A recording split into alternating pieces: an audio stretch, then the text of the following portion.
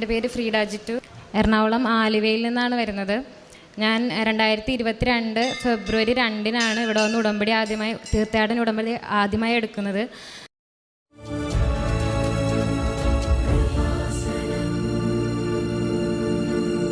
എൻ്റെ പേര് ഫ്രീഡ ജിറ്റു. എറണാകുളം ആലുവയിൽ നിന്നാണ് വരുന്നത്. ഞാൻ 2022 ഫെബ്രുവരി 2-നാണ് ഇവിടെ വന്ന് തീർത്ഥാടന ഉടമ്പടി ആദ്യമായി എടുക്കുന്നത്. ഉടമ്പടി എടുത്ത് ഒരു 3 പുതുക്കൽ വരെയും എനിക്ക് പ്രത്യേകിച്ച് അനുഗ്രഹങ്ങളൊന്നും കിട്ടുന്നുണ്ടായിരുന്നില്ല. അപ്പോൾ എനിക്ക് ഭയങ്കര സങ്കടമായിരുന്നു. എന്താണ് എല്ലാവർക്കും പെട്ടെന്ന് അനുഗ്രഹങ്ങളൊക്കെ കിട്ടുന്നുണ്ട്, എനിക്ക് മാത്രം കിട്ടണില്ല. ഞാൻ രാവിലെ പ്രാർത്ഥിക്കുന്നുണ്ട്, രാത്രി പ്രാർത്ഥിക്കുന്നുണ്ട്, ബൈബിൾ വായിക്കുന്നുണ്ട്, എല്ലാം ഞാൻ ചെയ്യുന്നുണ്ട്. പക്ഷേ എനിക്ക് മാത്രമൊന്നും കിട്ടണില്ല. എൻ്റെ കുറവ് എന്താണെന്ന് അറിയില്ലായിരുന്നു. എന്നാലും ഞാൻ പിന്നെയും ഉടമ്പടി പുതുക്കാനായിട്ട് വരും, പ്രാർത്ഥിക്കും, പിന്നെയും പോകും. പിന്നെ എനിക്ക് മനസ്സിലായി, ഞാൻ ഇവിടെ നിന്ന് ഉടമ്പടി പുതുക്കാൻ വരുമ്പോൾ കിട്ടുന്ന പത്രങ്ങളൊക്കെ കൊടുക്കാൻ ഭയങ്കര നാണക്കേടായിരുന്നു എനിക്ക്. ഞാനത് കൊണ്ടുപോകും, അലമാരിക്കകത്ത് പൂട്ടി വെക്കും, ആർക്കും കൊടുക്കൂലായിരുന്നു. ഭയങ്കര നാണക്കേട് പോലെയായിരുന്നു എനിക്കതൊക്കെ കൊടുക്കണത്. പിന്നെ എനിക്ക് മനസ്സിലായി, അത് കൊടുക്കാത്തത് കൊണ്ടാണ് എനിക്ക് അനുഗ്രഹങ്ങളൊന്നും കിട്ടാത്തതെന്ന് എനിക്ക് മനസ്സിലായി. ഞാൻ ഉടമ്പടി പത്രം കൊടുക്കാൻ തുടങ്ങി. ഓരോ വീട്ടിലും കയറുമ്പോഴും വിശ്വാസ പ്രമാണം ചൊല്ലി അവരോട് ഞാൻ മാപ്പ് പറയും. ഞാൻ ഇത്രയും നാളും കൊടുക്കാഞ്ഞത് എൻ്റെ തെറ്റുകൊണ്ടാണ്, നിങ്ങളെന്നോട് ക്ഷമിക്കണം, മാതാവിനോട് ക്ഷമിക്കണം എന്ന് പറഞ്ഞ് ഞാൻ അവരോട് മാപ്പ് പറഞ്ഞിട്ട് ഞാൻ പത്രം കൊടുക്കും. തിരിച്ചിറങ്ങുമ്പോഴും വിശ്വാസ പ്രമാണം ചൊല്ലും. ആ പത്രം കൊടുത്ത് പിറ്റേ ദിവസം മുതലേ എനിക്ക് അത്ഭുതങ്ങൾ ഓരോന്നായിട്ട് കണ്ടു തുടങ്ങി. ഒന്നാമതായിട്ട് ഞാൻ ഉടമ്പടിയിൽ വെച്ചത് എൻ്റെ വീടിൻ്റെ പണി, ഒരു 40 വർഷം പഴക്കമുള്ളൊരു വീടായിരുന്നു. വീടൊരു പുതുക്കി പണിയണമെന്നാണ് ഞാൻ ആദ്യത്തെ ഉടമ്പടി വെച്ചത്. എവിടെ നിന്നാണെന്ന് അറിയില്ല, പഞ്ചായത്തിൽ നിന്ന് പെട്ടെന്ന് നമുക്ക് വീടിനനുവദിച്ച് 4 ലക്ഷം രൂപ ലോൺ കിട്ടി. ഒരുപാട് ഒരു കാശിന് സഹായിച്ച് 1 രൂപ പോലും കടമെടുക്കേണ്ടി വരാതെ തന്നെ വീടിൻ്റെ പണി ഒരു വർഷത്തിൽ 4ാമത്തെ പുതുക്കൽ തീരണതിന് മുമ്പ് തന്നെ നമുക്ക് വീടിൻ്റെ പണി പൂർത്തീകരിക്കാൻ പറ്റി. അതുപോലെ തന്നെ ഞാൻ വെച്ചത് എൻ്റെ കല്യാണം ഉറപ്പിച്ചിട്ട് ഒരുപാട് തടസ്സങ്ങളും പ്രശ്നങ്ങളും, ഇനി മുന്നോട്ട് പോകാൻ പറ്റൂല, വിവാഹം നടക്കൂല എന്നൊരു സാഹചര്യം വരെ വന്നിട്ടുണ്ട്. അതും പെട്ടെന്നൊരു ദിവസം കൊണ്ട് തന്നെ ആ പ്രശ്നങ്ങളൊന്നുമില്ല. പെട്ടെന്ന് ആളുടെ വീട്ടുകാരും ഒക്കെ തീരുമാനിച്ച ഡേറ്റിൽ തന്നെ വിവാഹം നടക്കുക, ഒരു കുഴപ്പമില്ല, മുന്നോട്ട് പോകുക എന്നൊരു ഇത് വന്നു. അതും ഉടമ്പടി പത്രം കൊടുത്തതിന് ശേഷം പിറ്റേ ദിവസം മുതലാണ്, ഈ ഒരാഴ്ചക്കുള്ളിലാണ് ഈ അത്ഭുതങ്ങളൊക്കെ നടക്കുന്നത്. വിവാഹം തീരുമാനിച്ചുറപ്പിച്ച 2023 ഫെബ്രുവരി 19 വിവാഹം നടന്നു. വിവാഹം നടക്കാനായിട്ട് നമുക്ക് സാമ്പത്തികമായിട്ട് ഒന്നും ഉണ്ടായിരുന്നില്ല. ഞായറാഴ്ചയാണ് കല്യാണമെങ്കിൽ ചൊവ്വാഴ്ച സ്വർണ്ണം എടുത്തിട്ടില്ല, ഡ്രസ്സില്ല, ഒന്നിനും കാശ് ശരിയായിട്ടില്ല. 4ാമത്തെ പുതുക്കലിന് വന്നപ്പോൾ അച്ഛനോട് കാര്യം പറഞ്ഞ് പ്രാർത്ഥിച്ചായിരുന്നു. അപ്പോൾ അച്ഛൻ പറഞ്ഞ്, നിൻ്റെ വീട്ടിലേക്ക് ഓവർഫ്ലോ ആയിട്ട് കാശ് ഒഴുകി വരും, നീ ധൈര്യമായിട്ട് പോയിക്കോ, സാക്ഷ്യം പറയണമെന്ന് പറഞ്ഞു. വീട്ടിൽ ചെന്ന് കയറി ഒരു 16 വർഷമായിട്ട് വിൽക്കാൻ പറ്റാത്തൊരു 10 സെൻറ്റ് സ്ഥലം കിടപ്പുണ്ടായിരുന്നു. അത് എഗ്രിമെൻ്റ് എഴുതി അഡ്വാൻസ് മേടിച്ച് 1 വർഷം കഴിഞ്ഞിട്ടും നമുക്കത് തീർപ്പാക്കി കിട്ടണുണ്ടായിരുന്നില്ല. ഞാൻ ഇവിടെ നിന്ന് ചെന്ന് വീട്ടിൽ കയറലും എൻ്റെ ഫോണിലേക്ക് ഇന്നേ വരെയും ഈ സ്ഥലത്തിൻ്റെ ഇതിന് വേണ്ടിയിട്ട് ഒന്നിനും വിളിച്ചിട്ടില്ല. ആദ്യമായിട്ട് എൻ്റെ ഫോണിലേക്ക് കോൾ വരെയാണ്. നമുക്ക് നാളെ തന്നെ ആധാരം എഴുതാം, മുഴുവൻ എമൗണ്ടും അക്കൗണ്ടിലേക്ക് ഇടാം, നാളെ തന്നെ പറ്റും, നിങ്ങളുടെ സൗകര്യം എന്നാണോ അന്ന് പറഞ്ഞാൽ അന്ന് തന്നെ നമുക്ക് ഇത് ചെയ്യുക എന്ന് പറഞ്ഞ് പിറ്റേ ദിവസം തന്നെ സ്ഥലം വിൽക്കാനും കാശ് മൊത്തം അക്കൗണ്ടിലേക്ക് കയറിയും ആ കാശ് കൊണ്ടാണ് നമ്മൾ കല്യാണത്തിനുള്ള കാര്യങ്ങളെല്ലാം നടത്തുകയൊക്കെ ചെയ്തത്. അതുപോലെ തന്നെ എൻ്റെ അപ്പുറത്തെ വീട്ടിലെ അമ്മച്ചിക്ക് വയറിൽ ക്യാൻസർ വന്ന്. അപ്പോൾ ഇത് ഞാൻ അറിഞ്ഞു കഴിഞ്ഞപ്പോൾ ഉടമ്പടി ഉപ്പ് കൊടുത്തിട്ട് ഞാൻ പറഞ്ഞു, ഭക്ഷണത്തിലിട്ട് വിശ്വാസ പ്രമാണം ചൊല്ലി കൊടുക്ക്. അവർ ഹിന്ദുക്കളാണ്. അത് ഞാൻ പറഞ്ഞു, ഞാൻ സാക്ഷ്യം പറഞ്ഞോളാം എന്ന് പറഞ്ഞു. അതവർ ചെയ്ത് പ്രാർത്ഥിച്ച് 1 മാസം കഴിഞ്ഞ് ടെസ്റ്റ് ചെയ്യാൻ ചെന്നപ്പോൾ പറഞ്ഞ്, അങ്ങനെ ഒരു ക്യാൻസർ വയറ്റിലില്ല, അമ്മച്ചി ധൈര്യമായിട്ട് പോയിക്കോ, അത്യാവശ്യം കുറച്ച് മെഡിസിൻ മാത്രം എടുത്താൽ മതി എന്ന് പറഞ്ഞു വിട്ട്. അതുപോലെ തന്നെ എൻ്റെ അമ്മച്ചിയുടെ ഒട്ടും പ്രതീക്ഷിക്കാതെ തന്നെ ഞാൻ കല്യാണം കഴിഞ്ഞ് 2 മാസം കഴിഞ്ഞപ്പോൾ പ്രഗ്നൻ്റ് ആവുകയാണ്. ഞാൻ ഒട്ടും എക്സ്പെക്റ്റ് ചെയ്തിട്ടില്ല.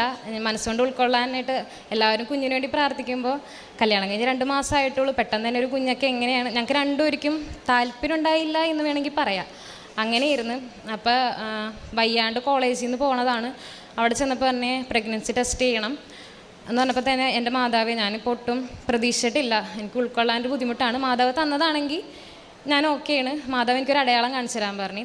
ഞാൻ അങ്ങനെ പറഞ്ഞുകൊണ്ട് തിരികെയിലും ഒരു ചേച്ചി എനിക്ക് ഉടമ്പടി പത്രം കൃപാസനം പത്രം കൊണ്ടുവന്ന് എൻ്റെ കയ്യിൽ തരണം. ഇന്ന് വരെ എൻ്റെ കയ്യിൽ അങ്ങനെ ഞാൻ മറ്റുള്ളവർക്ക് കൊടുത്തിട്ടുണ്ടെങ്കിലും ആരും എൻ്റെ കയ്യിലേക്ക് പത്രം തന്നിട്ടില്ല. ആദ്യമായിട്ടൊരു ചേച്ചീൻ്റെ കയ്യിൽ പത്രം തന്നിട്ട് പറയണേണ്, മാതാവ് മോളെ അനുഗ്രഹിച്ചിട്ടുണ്ട്, മോൾ ധൈര്യമായിട്ട് പോയിക്കോ എന്ന് പറഞ്ഞു. അപ്പോൾ എനിക്ക് മനസ്സിലായി ഞാൻ എക്സ്പെക്റ്റ് ചെയ്തില്ലെങ്കിലും എനിക്ക് താല്പര്യമില്ല, അങ്ങനെയാണെങ്കിലും മാതാവ് ആഗ്രഹിക്കുന്ന കാര്യമാണ്. ഓക്കെ, ഞാൻ അതിൽ ഉൾക്കൊണ്ട് മുന്നോട്ട് പോയി. പിറ്റേ ദിവസം സ്കാൻ ചെയ്തപ്പോൾ പറഞ്ഞ് 2 പ്രഗ്നൻസി ആണ്, മുന്നോട്ട് കൊണ്ടുപോകാൻ പറ്റൂല എന്ന് പറഞ്ഞു. അതുപോലെ തന്നെ പറഞ്ഞ് 100% ഇത് യൂട്രസിലല്ല, 2 പ്രഗ്നൻസി ആവാൻ സാധ്യതയുണ്ട്, ചിലപ്പോൾ ട്യൂബിൽ വല്ല സിസ്റ്റം എന്തെങ്കിലും ആയിരിക്കാം, അതുകൊണ്ടും ഇത് പ്രഗ്നൻസി പോസിറ്റീവ് കാണിക്കും എന്ന് പറഞ്ഞു. അപ്പോഴും ഞാൻ പ്രാർത്ഥിച്ച് മാതാവ് എനിക്ക് തന്നതാണെന്നൊരു അടയാളം കാണിച്ചു തന്നിട്ടുണ്ട്, അങ്ങനെയാണെങ്കിൽ എനിക്കിതിനെ വേണം, എനിക്ക് വേണം, ഞാൻ വന്ന് സാക്ഷ്യം പറഞ്ഞോളാം എന്ന് പറഞ്ഞു. പിറ്റേ ദിവസം ആ പറഞ്ഞ ഹോസ്പിറ്റലിലേക്ക് പോയില്ല, വേറെ ഹോസ്പിറ്റലിൽ പോയി ടെസ്റ്റ് ചെയ്ത് സ്കാൻ ചെയ്തപ്പോൾ പറഞ്ഞ് ഒരു കുഴപ്പമില്ല, 100% യൂട്രസിൽ തന്നെയാണ്, ഒരു കുഴപ്പമില്ലാത്ത പ്രഗ്നൻസിയാണ്, മുന്നോട്ട് പോകാമെന്ന് പറഞ്ഞു. അപ്പോഴും ഞാൻ വിചാരിച്ച് അതോടെ കഴിഞ്ഞ്, കുഴപ്പമൊന്നുമില്ല, മുന്നോട്ട് പോകാമെന്ന് വിചാരിച്ച്. പിന്നെ സാധാരണ ആർക്ക് ആദ്യത്തെ ഒരു മാസത്തിൽ സ്കാൻ ചെയ്താൽ പിന്നെ 3-ാം മാസം ഒരിക്കലും സ്കാൻ ചെയ്യണത്. എൻ്റെ കാര്യത്തിൽ അങ്ങനെയല്ല, 3-ാം മാസം വരെ ഒരു 6 സ്കാനിങ് എങ്കിലും ഞാൻ ചെയ്തിട്ടുണ്ടാവും. ആഴ്ചയിൽ ബ്ലീഡിങ് ആവും, പോകും, എന്താ കാര്യമൊന്നും അറിയാൻ പാടില്ല. ഹോസ്പിറ്റലിൽ ചെല്ലും, സ്കാൻ ചെയ്യും, കുഴപ്പമൊന്നുമില്ല, എന്താണെന്ന് അറിയാൻ പാടില്ല, പൊയ്ക്കോ എന്ന് പറയും. 6-ാമത്തെ പ്രാവശ്യമായപ്പോൾ എനിക്ക് ആ ഹോസ്പിറ്റലിൽ ഇതായി, ഞാൻ വേറെ ഹോസ്പിറ്റലിൽ പോയി. അവിടെ ചെന്ന് സ്കാൻ 7-ാമത്തെ സ്കാനിങ്ങിൽ പറഞ്ഞ് പ്ലാസിൻ്റെ താഴത്താണ്, അതുകൊണ്ടായിരിക്കും ബ്ലീഡിങ് വരുന്നത്, നമുക്ക് ഇഞ്ചക്ഷൻ സ്റ്റാർട്ട് ചെയ്യാമെന്ന് പറഞ്ഞാൽ ആഴ്ചയിൽ പോയി ഇഞ്ചക്ഷൻ എടുക്കുമായിരുന്നു. അത് ഒരു 8-ാം മാസം വരെ ഞാൻ ആ ഇഞ്ചക്ഷൻ എടുത്തിട്ടുണ്ട്. അപ്പോഴും ഞാൻ വിചാരിച്ച് അതോടെ കഴിഞ്ഞ് ഇനി കുഴപ്പമൊന്നും ഉണ്ടാവില്ല, മുന്നോട്ട് പോയിക്കോളും. അങ്ങനെ വിചാരിച്ച് മുന്നോട്ട് പോയിക്കൊണ്ടിരിക്കുമ്പോഴാണ് 5-ാം മാസം സ്കാനിങ്ങിൽ പറയണേണ് കൊച്ചിൻ്റെ ബ്രെയിനിൻ്റെ ഭാഗത്തായിട്ട് 2 സിസ്റ്റ് കാണുന്നുണ്ട്, റിമൂവ് ചെയ്യേണ്ടി വരും, മുന്നോട്ട് കൊണ്ടുപോകാൻ പറ്റൂല, മുന്നോട്ട് കൊണ്ടുപോയാലും എത്ര നാൾ നല്ല രീതിയിൽ നമുക്ക് കിട്ടും, ജനിക്കുമ്പോൾ എങ്ങനെയായിരിക്കും ഒന്നും പറയാൻ പറ്റൂല എന്ന് പറഞ്ഞു. അപ്പോഴും ഞാൻ മാതാവിനോട് പ്രാർത്ഥിച്ച്, മാതാവ് തന്നതാണെന്ന് എനിക്ക് അടയാളം കാണിച്ചു തന്നേക്കണല്ലേ, അങ്ങനെയാണെങ്കിൽ എനിക്ക് മാതാവ് എനിക്ക് തന്നെ. അപ്പോൾ ഞാൻ സ്കാൻ ചെയ്യാൻ പോണ സമയത്തൊക്കെ കൊന്ത ചൊല്ലി, പ്രത്യക്ഷീകരണ പ്രാർത്ഥന ചൊല്ലി, സ്കാൻ ചെയ്യണ സമയത്തും പ്രത്യക്ഷീകരണ പ്രാർത്ഥന ചൊല്ലി.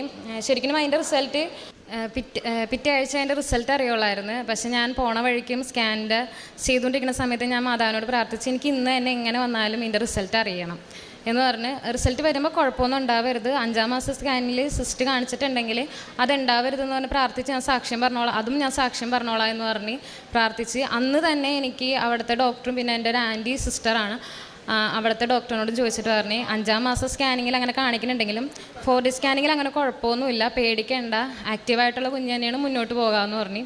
അപ്പോഴും ഞാൻ വിചാരിച്ച് കുഴപ്പങ്ങളൊന്നുമില്ല, ഇനി സന്തോഷമായിട്ട് മുന്നോട്ട് പോകാമെന്ന് വിചാരിച്ച്. 7-ാം മാസം സ്കാനിങ് ചെന്നപ്പോൾ പറഞ്ഞ് ഫ്ലൂയിഡ് കൂടുതലാണ്, പ്രീമച്വർ ബേബി ആയിരിക്കുള്ളൂ, എപ്പോൾ വേണമെങ്കിലും എന്ത് വേണമെങ്കിലും സംഭവിക്കാമെന്ന് പറഞ്ഞു. അപ്പോഴും ഞാൻ മാതാവിനോട് പ്രാർത്ഥിച്ച് 9-ാം മാസം വരെയെങ്കിലും എങ്ങനെയെങ്കിലും എത്തിച്ച് തന്നെ മാതാവി എന്ന് പ്രാർത്ഥിച്ച്.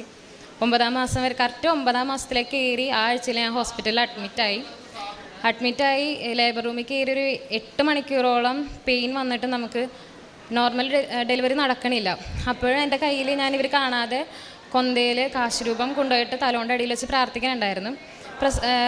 ഡെലിവറി നടക്കാണ്ടായി കഴിഞ്ഞപ്പോൾ അവർ ഫ്ലൂയിഡ് പൊട്ടിച്ച് കളഞ്ഞു.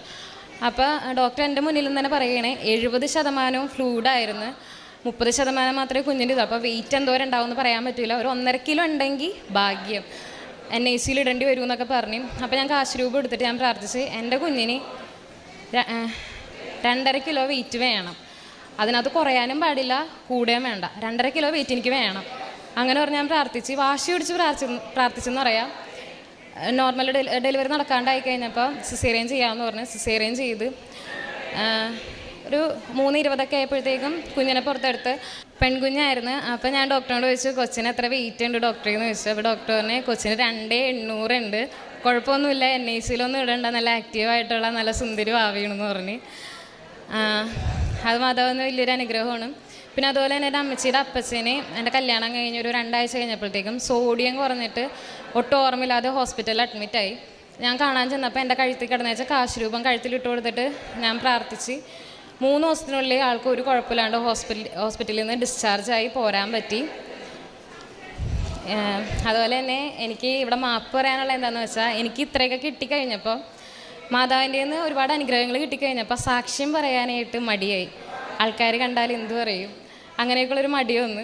പിന്നെ ഞാൻ ഉടമ്പടി പ്രാർത്ഥന ചൊല്ലണില്ല, ഒരു അഹങ്കാരം വന്ന്, എല്ലാം കിട്ടിക്കഴിഞ്ഞല്ലേ ഇനി എന്തിനാന്നുള്ളൊരു അഹങ്കാരം വന്ന്. അപ്പോൾ കിട്ടിയ അനുഗ്രഹങ്ങൾ എന്നെ തിരിച്ചടിയാവാൻ തുടങ്ങി. ഇപ്പോൾ ഞാൻ ഇന്ന് എൻ്റെ മനസ്സിലാ ചിന്ത വന്നോ അന്ന് മുതൽ ഞാനും എൻ്റെ ഭർത്താവും തമ്മിൽ പ്രശ്നങ്ങൾ തുടങ്ങി. അപ്പോഴും അപ്പോഴും മാതാവിനെ പറ്റി ചിന്തിക്കണില്ല. മാതാവ് ഉണ്ട്, ഞാൻ ഉടമ്പടി എടുത്തിട്ടാണ് എനിക്ക് ഇവിടെ വരെ എത്തിയതെന്ന് ഞാൻ ചിന്തിക്കണില്ല. എന്നെക്കൊണ്ട് പറ്റണതൊക്കെ ഞാൻ ചെയ്തുകൊണ്ടിരിക്കുകയാണ്, വഴക്ക് മാറ്റാനും പ്രശ്നങ്ങൾ തീർക്കാനൊക്കെ. എല്ലാം കഴിഞ്ഞ് കഴിഞ്ഞപ്പോൾ എന്നെക്കൊണ്ട് ചെയ്യാൻ പറ്റാവുന്നതിലും പരിധി ഞാൻ ചെയ്ത് കഴിഞ്ഞ് ഒന്നും പറ്റാണ്ടായി. അപ്പോൾ ഞാൻ വിചാരിച്ച് ഞാൻ ഉടമ്പടി എടുത്തിട്ടുണ്ടല്ലോ, ഉടമ്പടി എടുത്ത് മാതാവാണല്ലോ എനിക്കെല്ലാം സാധിച്ചു തന്നെ, പിന്നെ ഞാൻ എന്തിനാ ഇങ്ങനെ ഓരോന്ന് ചെയ്തുകൊണ്ട് നടക്കണേ, മാതാവിൻ്റെ അടുത്ത് പോയാൽ പോരെ എന്ന് പറഞ്ഞ് ഞാൻ കുഞ്ഞിനപ്പോൾ 2 മാസം ആയിട്ടുള്ളൂ. മാമുദീസ കഴിഞ്ഞിട്ടില്ല, നമുക്ക് മാമുദീസ കഴിയാതെ പള്ളി കയറാൻ പാടില്ല. ഞാൻ അങ്ങനെ ഇത് അന്ന് ഞാൻ രാത്രി സ്വപ്നം കാണണേണ്. മാതാവ് എന്നോട് പറയണേണ്, നീ കൃപാസനത്തിലേക്ക് വാ, നിനക്ക് മാതാവ് ഉണ്ടല്ലോ കൂടെ, പിന്നെ നീ എന്തിനാ പേടിക്കണേ എന്ന് ചോദിക്കണത്. എൻ്റെ കുഞ്ഞിനെയും കൊണ്ട് ഞാൻ ഹോസ്പിറ്റലിൽ അഡ്മിറ്റ് ആണെന്ന് പറഞ്ഞാൽ കാണിക്കണേ. അപ്പോൾ ഒരു വൈറ്റ് സാരി ഉടുത്ത് മാതാവ് ഈ മുഖത്തിൽ അങ്ങനെയാണ് കാണുന്നത്. അപ്പോൾ പിറ്റേ ദിവസം തന്നെ ഞാൻ അമ്മനോട് പറഞ്ഞു. അപ്പോൾ ഞങ്ങൾ അച്ഛൻ്റെ അടുത്ത് വന്നിട്ട് ഞങ്ങൾ അന്ന് തന്നെ പള്ളി കയറ്റണ ചടങ്ങ് കഴിച്ചു. അപ്പോൾ നമുക്ക് അത്യാവശ്യം പള്ളികളിലൊക്കെ പോകാമല്ലോ. പള്ളി കയറ്റുന്ന ചടങ്ങ് കഴിഞ്ഞ് പിറ്റേ ദിവസം വെളുപ്പിന് 3 മണിക്ക് വീട്ടിൽ നിന്ന് ഇറങ്ങി ഇവിടെ വന്ന് 5ാമത് പുതുക്കി. അപ്പോഴും സാക്ഷ്യം പറയണമെന്ന് ഞാൻ ചിന്തിക്കണില്ല, സാക്ഷ്യം പറയണില്ല, ഞാൻ പുതുക്കി പോയി. പിന്നെ അത് കഴിഞ്ഞപ്പോഴാണ് അച്ഛൻ്റെ ചൊവ്വാഴ്ചത്തെ ടോക്ക് കേൾക്കണത്. നമ്മുടെ സങ്കടങ്ങളും നമ്മുടെ പ്രശ്നങ്ങളും ഉടമ്പടി എടുത്തിട്ട് മാറാതെ വന്നത് മാതാവ് നമ്മളിൽ നിന്ന് വേറെ എന്തൊക്കെയോ പ്രതീക്ഷിക്കുന്നുണ്ട്, അതുകൊണ്ടാണ് അങ്ങനെ. അത് എന്താണെന്ന് മാതാവിനോട് നമുക്ക് വെളിപ്പെടുത്തി തന്നെ അതുവരെ സങ്കടങ്ങളും ക്ലേശങ്ങളും സഹിക്കാനുള്ള ആന്തരിക ശക്തി തന്നെ ഒന്ന് മാതാവിനോട് പ്രാർത്ഥിക്കാൻ കഴിഞ്ഞ ചൊവ്വാഴ്ചയില ധ്യാനത്തിൽ അച്ഛൻ പറഞ്ഞു. ഞാൻ അതുപോലെ പ്രാർത്ഥിച്ച് പിറ്റേ ദിവസം എൻ്റെ കസിൻ ബ്രദർ, ഞാൻ വഴിയായിട്ട് ഉടമ്പടി എടുത്താണ്, ഞാൻ പറഞ്ഞ് ഉടമ്പടി എടുപ്പിച്ചാണ്. ആ ബ്രദർ എൻ്റെ അടുത്ത് പറയണേ, നിനക്ക് ഇത്രയും സങ്കടം, നിനക്ക് ഒരുപാട് അനുഗ്രഹം മാതാവ് തന്നില്ലേ, എന്നിട്ട് നീ എന്തെയും മാതാവിനെ മറന്ന് സാക്ഷ്യം പറയാത്ത, അത് പോയി പറഞ്ഞാലേ നിനക്ക് ഇനി എന്തെങ്കിലും സങ്കടങ്ങളൊക്കെ മാറുള്ളൂ, നീ ആദ്യം പോയി അത് ചെയ്യുമെന്ന് പറഞ്ഞു. പിന്നെ ഞാൻ എന്നോട് അങ്ങനെ പറഞ്ഞ് ഞാൻ ഇന്ന് കുഞ്ഞിനെ കൊണ്ട് ഇവിടെ വന്ന് മാതാവിനോട് സാക്ഷ്യം പറയുകയാണ്. എൻ്റെ ഭാഗത്ത് നന്നായ തെറ്റുകൾക്ക് ഞാൻ ഇവിടെ നിന്ന് മാതാവിനോട് മാപ്പ് അപേക്ഷിക്കുകയാണ്. അതുപോലെ തന്നെ തന്ന അനുഗ്രഹങ്ങൾക്കും മാതാവിനോടും തിരുക്കുമാരനോടും 1000 നന്ദി പറയുകയാണ്.